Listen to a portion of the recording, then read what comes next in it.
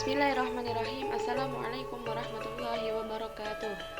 Alhamdulillahirabbil alamin wa bihi nasta'in wa ala umurid dunya waddin. Assalatu wassalamu ala asyrafil anbiya'i wal mursalin wa ala alihi wa sahbihi ajma'in, amma ba'du.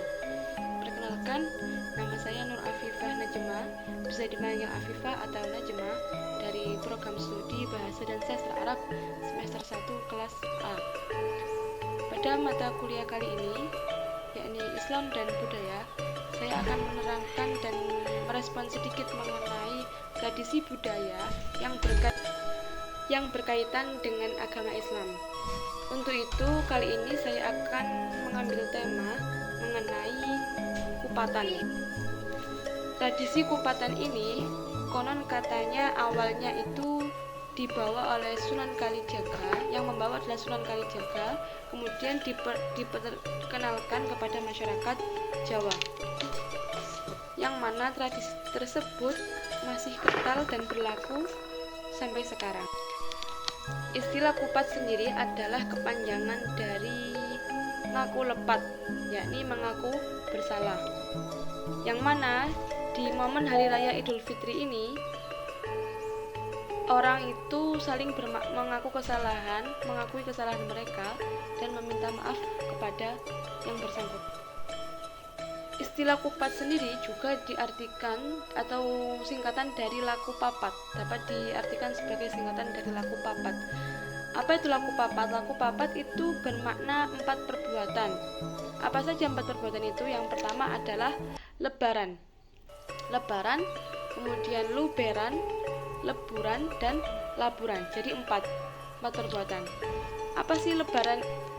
Lebaran itu bermakna sebagai kayak merdeka setelah kita melakukan puasa wajib Ramadan selama 1 bulan. Artinya telah usailah kita melakukan puasa Ramadan selama 30 hari atau 1 bulan. Kemudian yang kedua adalah luberan. Luberan itu bisa dimaknai sebagai melimpah atau meluber, layaknya air yang tumpah-tumpah ketika kepenuhan.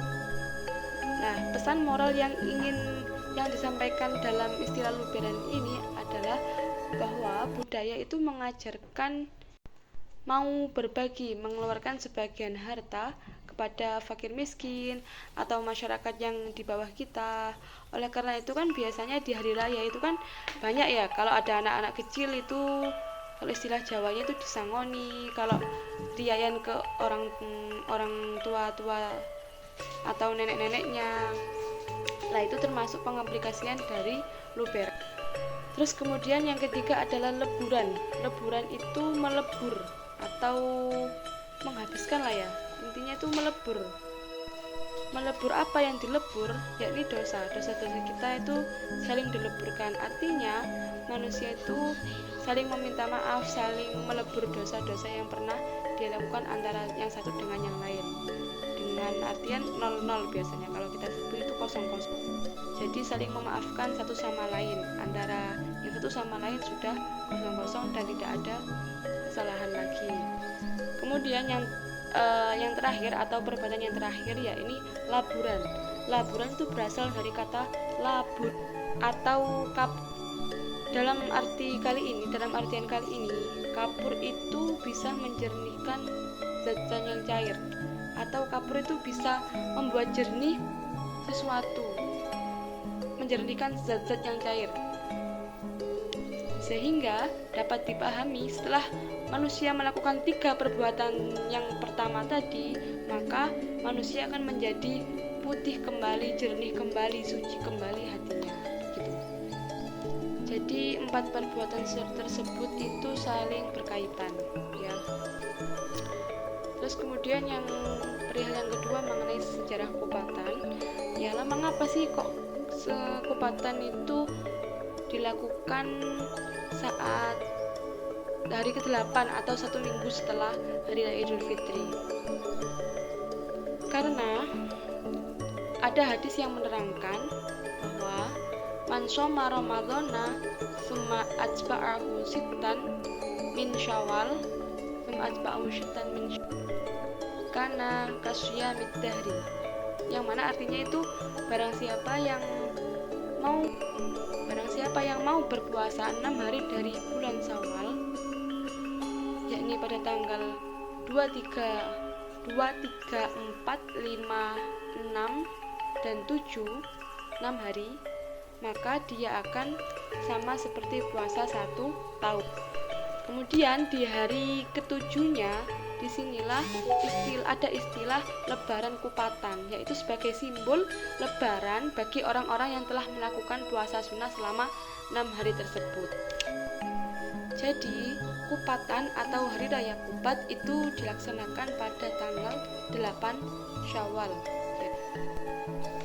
Kemudian mengenai bentuk dari kupat, mengapa kupat itu kok diisi beras mengapa kupat kok diisi beras yang berwarna putih? Karena ini juga merupakan simbol. Ketika kupat dibelah itu merupakan simbol bahwa di dalam hati manusia itu sudah bersih kembali, putih kembali seperti halnya yang ada di dalam kupat tersebut. Karena kita sudah melakukan 4 hal tadi, yaitu saling memaafkan, kemudian saling memberi antar sesama, memaafkan kesalahan antar sesama, sehingga manusia kembali suci dan bisa lebih meningkatkan ketakwaan dan keimanannya kepada Allah Subhanahu wa taala. Selain itu, kupat itu juga dibungkus dengan janur. Janur itu diambil dari kata bahasa Arab yang mana artinya itu ja'anurun, telah datang cahaya.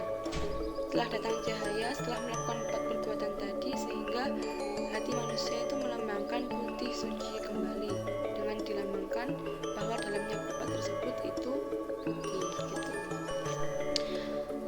Jadi mengenai sejarah singkat mengenai tupat tadi, memang tradisi tersebut itu tidak ada dasarnya dalam Al-Quran maupun hadis. Tradisi tersebut itu hanya sebagai simbol atau khas Indonesia yang dapat menunjukkan kearifan Indonesia dalam memaknai sebuah kehidupan, khususnya dalam masyarakat Jawa atau suku Jawa. Oleh karena itu, kalau menurut saya, kalau sampai hal ini dianggap bid'ah itu tidak termasuk, karena itu berkaitan dengan Islam dan mengandung nilai positif. Adapun jika itu dianggap bid'ah oleh sebagian kelompok, maka itu namanya bid'ah hasanah, karena bid'ah yang bagus, mengandung nilai positif dan berkaitan dengan agama. Baik, cukup sekian dari saya, kurang lebihnya mohon maaf, semoga bermanfaat. Wassalamualaikum warahmatullahi wabarakatuh.